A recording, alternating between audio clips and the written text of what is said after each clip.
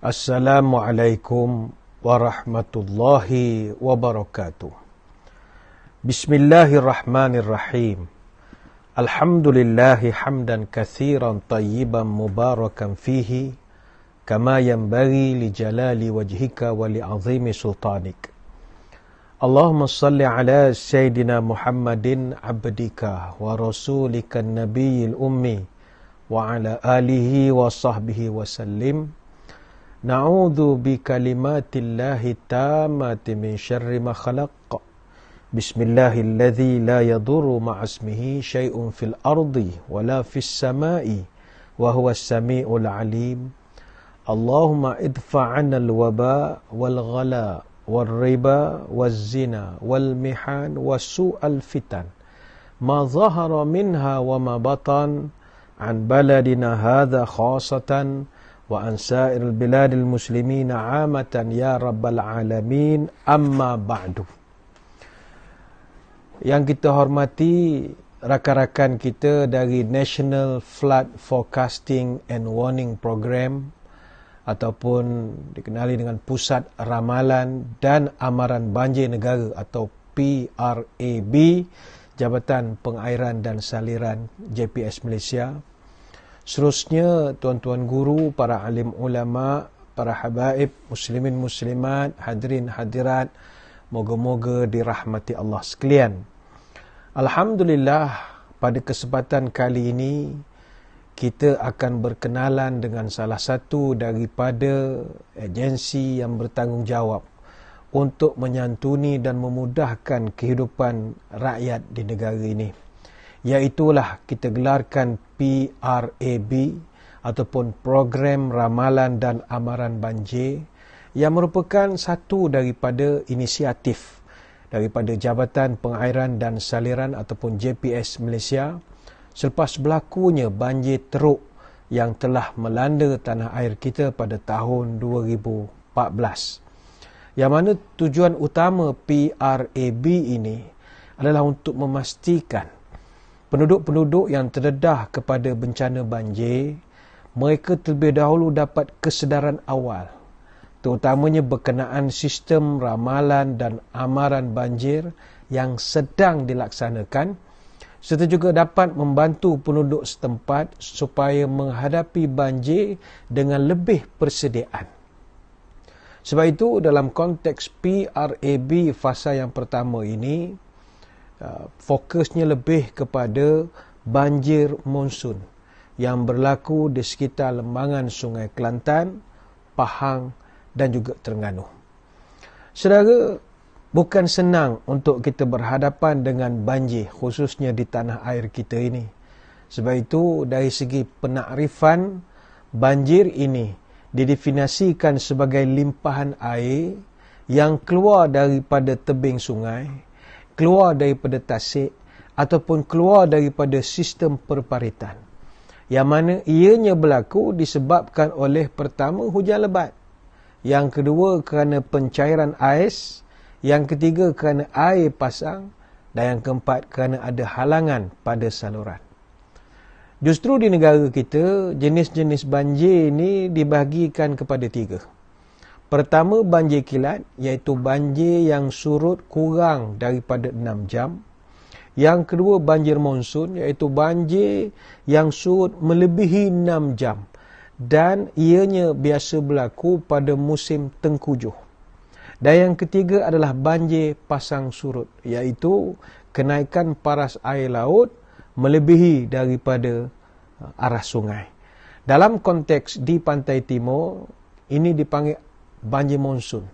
Ianya adalah limpahan air yang disebabkan oleh taburan hujan yang berlebihan pada musim-musim tengkujuh, iaitu khususnya bulan November sampailah bulan Mac.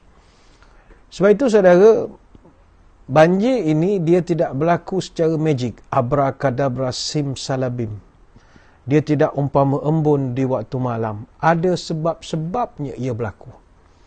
Pertama, banjir berlaku kerana masalah limpahan taburan air hujan yang berlebihan pada masa yang pendek.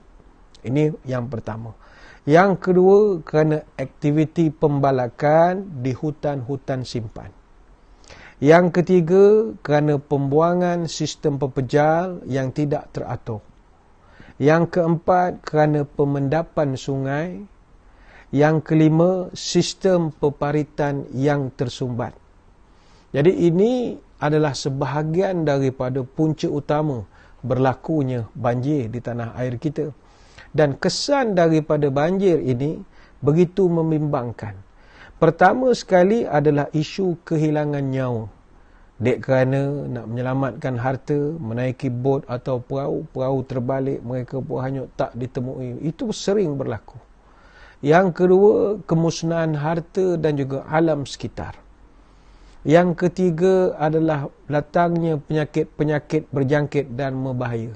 Sebagai contoh, keracunan makanan, penyakit taun misalnya, demam denggi. Demam denggi ni pasca banjir. Selepas daripada sampah sarap bertaburan di sini-sini, maka adalah pula denggi, ada pula jangkitan kulit, ada pula leptospirosis, iaitu kencing tikus, dan pelbagai lagi. Ini yang kita khawatirkan. Dan yang ketiga, yang keempat, yang akan juga kesan daripada banjir monsun ini adalah sistem perhubungan yang terjejas. Sistem elektrik kita, jalan raya, bekalan air bersih, bekalan makanan. Jadi semuanya ini boleh terjejas. Lalu bagaimanakah sikap kita dalam menghadapi dan membuat persediaan bagi menghadapi ujian banjir ini? Pertama, barang perlu kita ingat, banjir walau apa pun faktor-faktor punca ianya berlaku, tidak dapat kita mungkiri ianya adalah salah satu daripada petanda-petanda dunia semakin kiamat. Itu tak dapat kita menafikan. Bagaimana kata orang tua-tua, apa tanda burung perpat dalam semak kaki tersula? Apa tanda kiamat dekat? Bumi bergolak mengirim bencana. Bencana datang dalam pelbagai bentuk. Ada bencana dalam bentuk kegagalan teknologi. Misalnya pesawat jatuh, kereta api tergelincir, kapal karam dan pelbagai lagi. Yang kedua, bencana sosial politik, konflik, perebutan kuasa, rusuhan, peperangan, itu juga tanda kiamat. Dan yang ketiga, bencana dalam bentuk geologis, klimatologis, ataupun yang kita panggil bencana melibatkan alam ini, gempa bumi, taufan, banjir dan juga tsunami. Bila berceritakan tentang musibah alam ini ataupun geologis, klimatologis ini, pernah dibuat kajian oleh Corporation for Atmospheric Research atau UCAR di Amerika Syarikat. Dibuat kajian apakah bencana alam yang paling berbahaya dan yang paling membunuh sekali di dunia. Ini pernah dibuat kajian. Mungkin orang menyangka yang paling berbahaya adalah taufan, puting beliung, gempa bumi, tsunami. Itu pada sangkaan kita. Dalam kajian UCAR, bencana yang paling membunuh adalah banjir. Di Amerika Syarikat sahaja, 100 orang mati setahun dek kerana banjir berbanding dengan bencana-bencana lain yang sering berlaku di Amerika Syarikat. Apa sebab? Kerana banjir ini melibatkan air. Dan air ni benda yang sangat berkuasa. Air, dia punya kehebatan, dia boleh mengapungkan sebuah kereta. Sebab itu bagi kita yang memiliki kereta, jangan sangka bila kita nampak air yang ada di hadapan, khususnya air banjir, kita begitu berani sekali nak medah banjir itu. Jangan. Ini kerana menurut kajian, bagi kenderaan biasa, kenderaan sedan, air yang diperlukan untuk mengapungkan sebuah kereta sedan hanyalah kira 12 inci saja, ataupun 30 cm air. 12 inci ni makna air yang bawah sikit daripada paras lutut kita. Itu dah boleh menghanyutkan sebuah kereta sedan. Kalau kita bawa 4x4, kereta monster car, kereta-kereta yang besar, untuk mengapungkan sebuah kereta monster yang besar 4x4 ini, air yang diperlukan untuk mengapungkan hanyalah 18 ke 24 inci saja. Maknanya lebih kurang dalam 40 hingga 60 cm air sudah boleh menghanyutkan sebuah kereta 4x4. Dan 24 inci ni kalau berdasarkan ukuran mudah adalah air sampai ke paras bawah sedikit daripada celah kangkang seorang dewasa. Sebab itu musibah banjir itu tidak boleh dipandang remeh oleh kita. Berapa ramai orang yang cuba-cuba berani juga untuk melintas air banjir ni, tapi kita lihat bagaimana kereta mereka hanyut dan bagai-bagai lagi. Sebab itu kalau kita melihat di dalam Al-Quran, banjir ini dia sangat identik dengan azab. Banjir sangat identik dengan azab. Sebab itu kisah-kisah banjir dalam Al-Quran yang direkodkan oleh Allah dalam 3 surah. Pertama surah Hud ayat 32 dan hingga 49. Yang kedua surah Al-A'raf ayat 65 sampai 72. Dan dalam surah Saba ayat 15 sampai 16. Tiga-tiga peristiwa ini sangat identik dengan azab. Dia bukannya rahmat. Pertama Allah Ta'ala ceritakan tentang Nabi Nuh, yang mana di zaman baginda berlaku banjir yang begitu besar. Direkodkan dalam 2 surah peristiwa ini. Dan kisah banjir yang kedua dalam Quran adalah kisah banjir di zaman kerajaan Sabak. Empangan Ma'arib telah pecah lalu menjadi banjirlah kerajaan Sabak ketika itu. Sebab itu dalam konsep neo-teologi, secara teologisnya, awal timbulnya mana-mana peristiwa banjir adalah kerana pembangkangan manusia kepada ajaran Tuhan yang cuba disampaikan oleh para nabi. Nabi-nabi terdahulu. Kesemuanya. Nabi Nuh dan nabi-nabi yang lain. Namun secara ekologis, bencana juga, khususnya banjir ini, kita boleh mensabitkannya dengan isu ketidakseimbangan dan juga disorientasi manusia ketika memperlakukan alam sekitar. Bagaimana mereka menyantuni alam, itulah hasil yang mereka dapat. Seperti yang pernah disebut oleh Voltaire, man argues, nature acts. Apabila kita tidak menyantuni, tidak meletakkan alam sekitar dengan martabatnya yang sesuai sebagai makhluk, diperlakukan sesuka hati, maka ketika itu bersedia jelah apabila nature acts, mereka akan kembali untuk melakukan tindak balas kepada kita. Ini tak dapat kita nafikan dalam Quran. Cuma dalam konteks hujan, itu rahmat. Banjir itu identik dengan azab, adapun hujan itu adalah rahmat. Sebab itu walaupun ada orang yang mengaitkan banjir dengan hujan, mungkin kadarnya yang berlebihan dan bagai-bagai lagi, tetapi kalau kita rujuk kepada Al-Quran, Allah Subhanahu wa Ta'ala yang merupakan pencipta kepada hujan, dia menafikan bahawa dia menurunkan hujan tidak mengikut kadar. Tidak. Dalam surah Az-Zukhruf ayat yang ke-11, وَالَّذِي نَزَّلَ مِنَ السَّمَاءِ مَاءً بِقَدَرٍ فَأَنْشَرْنَا بِهِ بَلْدَةً مَيِّتًا كَذَلِكَ تُخْرَجُونَ. Dan akulah yang menurunkan hujan biqadar, dengan sukatan. Artinya Allah Ta'ala telah menurunkan hujan ini, ada ukurannya, ada sukatannya. Baik itu para saintis yang buat kajian, setiap saat ada 16 juta tan air yang diuapkan daripada bumi. Dan dalam setahun, 513 juta tan air ini di-recycle dan dikitarkan semula dalam bentuk hujan.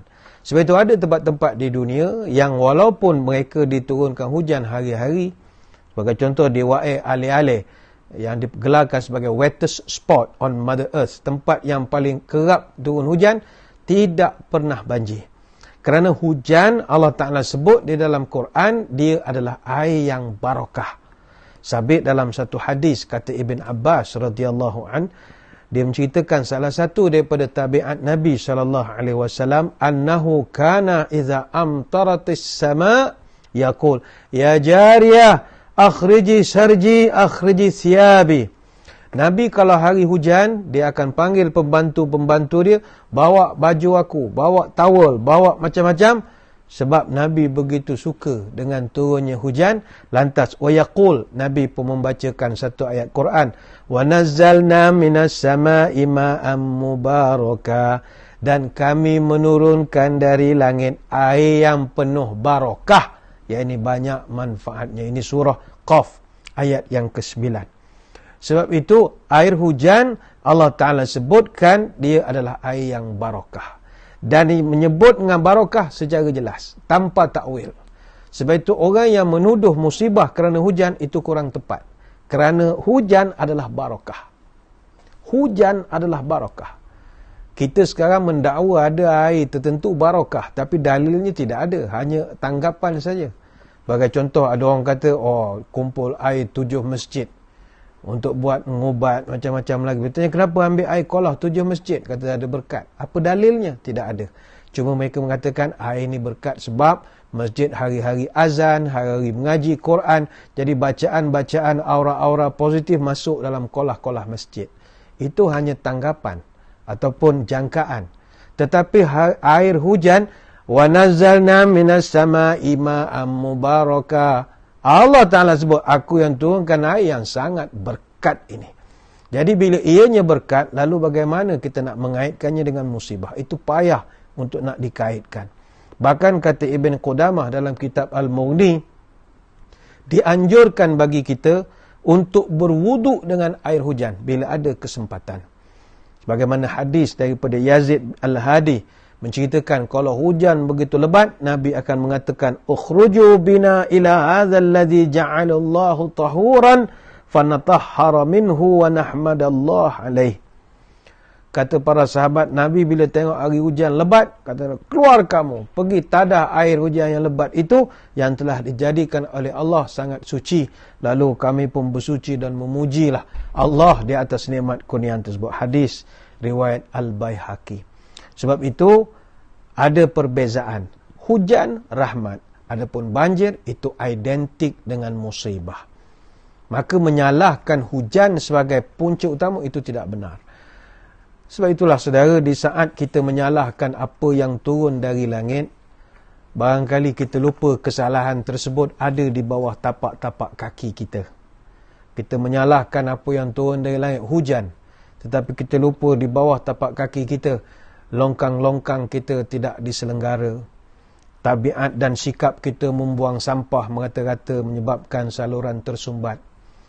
Begitu juga pembinaan semakin rancak tetapi saluran begitu terhad dan begitu kecil sekali. Lalu sebelum kita menyalahkan apa yang turun daripada langit, salahkanlah juga apa yang ada di bawah tapak kaki kita. Yang penting, apabila berlaku sebarang musibah, terutama banjir ini, apa yang masyarakat kita perlu lakukan, yang ini kita nak didik masyarakat kita. Pertama, kenal pasti siren banjir yang terdekat. Begitu juga kita melihat cara penyampaian maklumat-maklumat banjir ini dan maklumat tentang persediaan banjir bagi suasana atau peringkat tempatan kita. Perlu kita cakna, khususnya bila sampai ke musim-musim tengkujuh. Yang kedua, perlulah kita berusaha untuk sentiasa mendapatkan maklumat tentang hal banjir ini, khususnya yang akan berlaku di tempat kita, dengan beberapa cara ataupun kaedah. Pertama sekali, sering-seringlah melayari laman web www.publicinfobanjir.water.gov.my. Yang kedua, bolehlah kita masukkan satu aplikasi di dalam telefon bimbit kita, iaitu My Public Info Banjir. My Public Info Banjir. Yang ketiga, boleh gemari dan juga boleh ikut Facebook JPS Malaysia. Mereka juga akan sentiasa mengemaskini maklumat-maklumat terbaru. Kaedah yang keempat, boleh juga ikuti dan gemari Twitter DID_Malaysia. DID_Malaysia. Yang keenam, siren-siren banjir JPS yang terdekat. Boleh, kita dah mula kena kenal pasti. Yang keenam, PKOB. PKOB ni Pusat Kawalan Operasi Banjir. Perlu kita ambil maklumat. Dan yang ketujuh adalah penghulu, ketua kampung, pengurusi JKKK dan juga ahli-ahli JKK. Ini perlu kita sentiasa berhubung dan dekat dengan mereka. Itu yang kedua. Sentiasa dapatkan maklumat.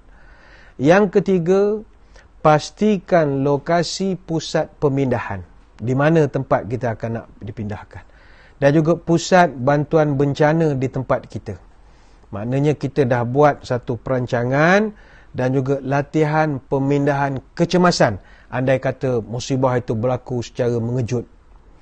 Yang keempat, pastikan juga seluruh ahli keluarga kita mengetahui cara-cara untuk bertindak bila berlaku kecemasan, khususnya bila berada di dalam rumah kita. Sebab itu ini banyak diberikan didikan oleh pihak JPS Malaysia. Macam mana kita nak menangani. Kemudian yang kelima, berusahalah untuk kita ada satu tabiat menyimpan dan meletakkan dokumen-dokumen penting di tempat-tempat yang selamat atau bawa bersama dalam satu bekas yang waterproof ataupun kalis air. Dokumen mustahak seperti pasport misalnya, kad pengenalan, surat nikah, benda-benda asas yang memerlukan kepada kita untuk kita nak perlukan dokumen-dokumen tersebut untuk urusan-urusan resmi. Kemudian yang keenam, berusahalah untuk kita berpindah ke tempat yang lebih tinggi ataupun berpindah ke pusat pembinaan sementara ataupun PPS dan lakukanlah perkara-perkara ini pada waktu siang. Yang penting saudara, dalam kita buat persediaan menghadapi musibah ataupun ujian banjir ini, marilah kita buat sesuatu dengan merancang cara yang terbaik. Walaupun kita berada di dalam keadaan kesusahan, tetapi kalau dapat dirancang dengan baik, insya-Allah perkara ini boleh diselesaikan. Yang penting, talian-talian kecemasan yang kita kena ada simpan mulai daripada sekarang. Pertama sekali, nombor telefon IPD ataupun Ibu Pejabat Polis Daerah ataupun Balai Polis terdekat. Mesti ada simpan di dalam contact number kita. Yang kedua, nombor hospital terdekat. Yang ketiga, nombor Jabatan Bomba dan Penyelamat di daerah kita ataupun di kampung kita, di daerah lah. Yang keempat, nombor JPAM, Jabatan Pertahanan Awam Malaysia, daerah. Yang keenam, Pejabat Kebajikan Masyarakat di daerah kita. Kemudian Tenaga Nasional Berhad, TNB di daerah kita. Kemudian JPS daerah, juga elok kalau kita dapat simpan nombor mereka ini. Yang seterusnya JKR, itu juga mustahak, Jabatan Kerja Raya di daerah kita. Dan yang juga mustahak untuk kita kalau boleh simpan nombor mereka ini adalah nombor PKOB ataupun Pusat Kawalan Operasi Banjir. Moga-moga dengan perkongsian kita pada pertemuan kali ini yang dibawakan khas oleh kita daripada rakan-rakan kita dari PRAB ataupun Program Ramalan dan Amaran Banjir JPS Malaysia ini dapat memberi manfaat kepada kita bersama. Sekadar itu, sembang-sembang kita. Bertemu lagi pada lain-lain kesempatan. Terima kasih atas perhatian. Mohon maaf sebarang kekurangan. Wabillahi taufiq wal hidayah. Wassalamualaikum warahmatullahi wabarakatuh. Wallahu a'lam.